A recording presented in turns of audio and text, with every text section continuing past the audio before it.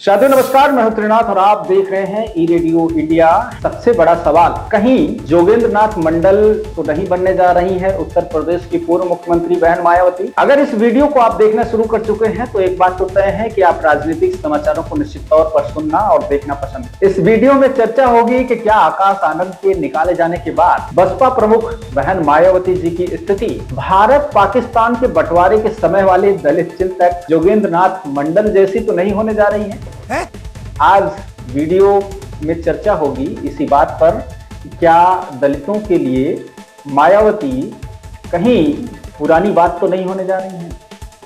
चूंकि आप एक सजग और जिम्मेदार नागरिक हैं, इसलिए आपसे अनुरोध है कि पूरी वीडियो को ध्यान से देखें और जहां मैं गलत दिखूं तो करेक्ट करें। सही हूं तो हमारा हौसला बढ़ाने के लिए अपनी राय दें। फायदा तो नहीं होता। दोस्तों, राजनीति अनिश्चितताओं का खेल है और ऐसे में कब क्या हो जाए इसका अंदाजा नहीं लगाया जा सकता। लेकिन राजनीतिक इतिहास से अगर आंखें मूंद ली जाएं तो हमें अंधेरे में तीर चलाने जैसा परिणाम हासिल होगा। इससे पहले आगे बढ़ें, आइए जानते हैं कि जोगेंद्र नाथ मंडल कौन थे और उनका भारतीय राजनीति में या भारत में भारतीय इतिहास में क्या परिचय है। दलित चिंतक और बाबा साहब के सहयोगी के रूप में प्रसिद्ध होने वाले जोगेंद्र नाथ मंडल का जन्म 29 जनवरी 1904 में हुआ। उनका जन्म स्थान गुलाम भारत के बारिसल जिले में हुआ था, जो वर्तमान में बांग्लादेश का हिस्सा है। जोगेंद्र नाथ मंडल नमुसूरा समुदाय से आते थे। तब वे समुदाय हिंदू जाति व्यवस्था के बाहर माने जाते थे। उन्होंने इसी मुद्दे पर आंदोलन खड़ा किया था। जोगेंद्र नाथ मंडल ने 1937 के भारतीय प्रांतीय विधानसभा चुनाव में एक स्वतंत्र उम्मीदवार के तौर पर अपना राजनीतिक करियर शुरू किया था। उन्होंने बखरागंज ग्रामीण निर्वाचन क्षेत्र बंगाल विधानसभा में एक सीट पर चुनाव लड़ा और भारतीय राष्ट्रीय कांग्रेस की जिला समिति के अध्यक्ष सर्कल कुमार दत्ता को हराया। सुभाष चंद्र बोस और शरद चंद्र बोस दोनों ने इस समय जोगेंद्र नाथ मंडल को काफी प्रभावित किया।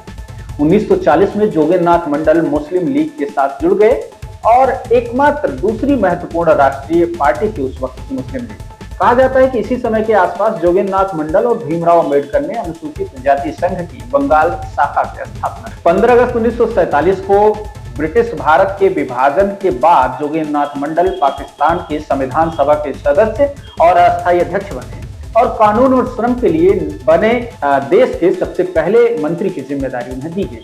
पाकिस्तानी अखबार डॉन के अनुसार जोगेंद्र नाथ मंडल को 1946 में भारत के विभाजन से पहले तैयार राजनीतिक सेटअप में मुस्लिम लीग के मंत्री के रूप में प्रतिनिधित्व करने का गौरव मिला था। बाद में उन्होंने 11 अगस्त 1947 को संविधान सभा के ऐतिहासिक सत्र की अध्यक्षता की, जहां मोहम्मद अली जिन्ना ने पाकिस्तान के पहले गवर्नर जनरल के रूप में शपथ ली। जिन्ना ने हिंदू धार्मिक पदानुक्रम के सबसे निचले स्तर, जिसे अछूत या दलित माना जाता था, उस वर्ग से आने वाले जोगेंद्र नाथ मंडल पर भरोसा किया। लेकिन अब शुरू हो गया जोगेंद्र नाथ मंडल के पतन का समय। जोगेंद्र नाथ मंडल पाकिस्तान सरकार के उच्चतम पदों में हिंदू सदस्य के तौर पर 1947 से 1950 तक तत्कालीन राजधानी कराची के बंदरगाह शहर में रहते थे। लेकिन वो पाकिस्तान सरकार में दलितों की स्थिति को लेकर हो रही ज्यादती से व्यथित थे। पाकिस्तान में दलितों के उत्थान के अनेकों असफल प्रयासों के बाद जोगेंद्र नाथ मंडल 1950 में पाकिस्तान के तत्कालीन प्रधानमंत्री लियाकत अली खान को अपना इस्तीफा सौंपा और भारत आ गए। उन्होंने स्पष्ट रूप से कहा था कि पाकिस्तानी प्रशासन में हिंदू विरोधी पूर्वाग्रह मजबूती से अपनी जड़ें जमा चुका है। उन्होंने अपने इस्तीफे में सामाजिक अन्याय और गैर मुस्लिम अल्पसंख्यकों के प्रति पक्षपातपूर्ण व्यवहार से संबंधित घटनाओं का उल्लेख किया। बंटवारे के बाद से ही कुछ समय बाद पाकिस्तान में गैर मुस्लिमों को निशाना बनाया जाने लगा, ऐसा उन्होंने अपने इस्तीफे में उल्लेख। हिंदुओं के साथ लूटमार, बलात्कार की घटनाएं सामने आने लगी, जो जोगेंद्र नाथ मंडल ने इस विषय पर सरकार को कई पत्र लिखा, लेकिन सरकार ने उनकी एक नहीं। जोगेंद्र नाथ मंडल को बाहर करने के लिए उनकी देशभक्ति पर संदेह किया जाने लगा और हुआ भी ऐसा। जोगेंद्र नाथ मंडल को इस बात का एहसास हुआ कि जिस पाकिस्तान को उन्होंने अपना घर समझा था, अब वो उनके लायक नहीं है। वो बहुत आहत हुए क्योंकि उन्हें यकीन था कि पाकिस्तान में दलितों के साथ अन्याय नहीं होगा। तकरीबन 2 साल में ही दलित समुदाय, दलित मुस्लिम एकता का जो उनका ख्वाब था वो टूटकर चकनाचूर हो गया, जिसके बाद वो वापस हिंदुस्तान लौटे। भारत में आने के बाद कुछ वर्ष गुमनामी की जिंदगी जीने के बाद 5 अक्टूबर 1968 को पश्चिम बंगाल में उन्होंने अंतिम सांस। अब सवाल यह है कि मायावती का जोगेंद्र नाथ मंडल की कहानी से संबंध क्या है। इस वक्त दलित राजनीति में मायावती का चेहरा सबसे बड़ा है और उनकी ओर करोड़ों दलित उम्मीद भरी नजरों से देख रहे हैं। लेकिन मायावती जी अपनी राजनीति और पारिवारिक संघर्षों में इस वक्त मझधार में तैरती हुई दिखाई दे रही। दलितों के प्रति उनकी चिंता तो है, लेकिन अनैतिक रूप से अर्जित अकूत धन संपदा और परिवार में बढ़ती उलझनें उनके मिशन की धार को कमजोर कर रहे हैं। दूसरी ओर राजनीतिक समीकरणों की बात करें तो मायावती दलित मुस्लिम समीकरण के सहारे राजनीतिक संघर्षों के लिए जानी जाती है। कमोबेश यही हाल जोगेंद्र नाथ मंडल की भी। उन्होंने भारत बंटवारे के समय पाकिस्तान जाने का निर्णय इसलिए किया था क्योंकि उन्हें पता था कि दलित मुस्लिमों के साथ आसानी से रह सकते हैं। मगर वहां जाने के कुछ ही वर्षों में उनका सपना चूर चूर हो गया और घोर निराशा हाथ। अभी तक मायावती जी का भी दलित मुस्लिम समीकरण का तिलिस्म अन्य पार्टियों के लिए अबूझ पहेली की तरह था। मगर अब राजनीति में वो दौर शुरू हो चुका है जिसमें हिंदू मुस्लिम की राजनीति चरम पर है और दलित मुस्लिम का समीकरण कहीं भी स्पष्ट रूप से एक साथ एक मंच पर आता हुआ दिखाई नहीं दे रहा है। तो कुल मिलाकर मायावती के लिए एक मुश्किल दौर शुरू हो चुका है जिसे समझने की आवश्यकता है। कहने का तात्पर्य यह है कि अब दलितों को जोड़ने की जो वजहें पहले मायावती जी के पास हुआ करती थी, अब उन वजहों को लेकर दलित सशंकित।